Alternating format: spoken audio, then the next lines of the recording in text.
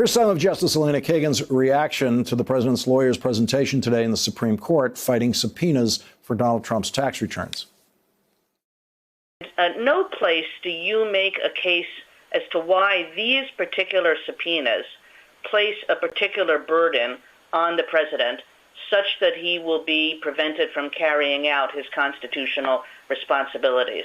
And that's what I took Clinton v. Jones to be saying, is that's the kind of thing a president has to come in and show, a sort of case-specific argument about burden on the president.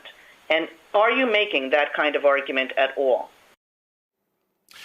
Joining us now, a lawyer who has been there, Neil Katyal, former acting U.S. Solicitor General who has argued dozens of cases before the United States Supreme Court. He's also an MSNBC legal contributor. So, Neil, here's my shorthand reaction to listening to every word. I have a feeling that the Supreme Court just might protect the tax returns from the congressional subpoena, but it sounded like the Manhattan District Attorney is going to get those tax returns. First of all, Lawrence, I think your viewers, I hope they did listen to the full argument as you did, and I'd urge everyone to do so, because it is really America at its finest. It's, 9 justices who are throwing really hard questions at both sides and trying to resolve their disputes this way and not in the streets or anything like that. And it's such a contrast to Donald Trump's invocation of Trump judges and Obama judges, because what you heard today was 9 justices of the Supreme Court. And I agree with you. I think if you listen to the argument, you see, even though 5 of the justices have been appointed by Republican presidents, I think you saw widespread skepticism on the court about Trump's legal position, particularly with the case coming from New York about the district attorney. But also, I think with the Congress one, I think that was closer. But I think in both cases, you had one fundamental overarching principle that the court cared about, which is no one is above the law.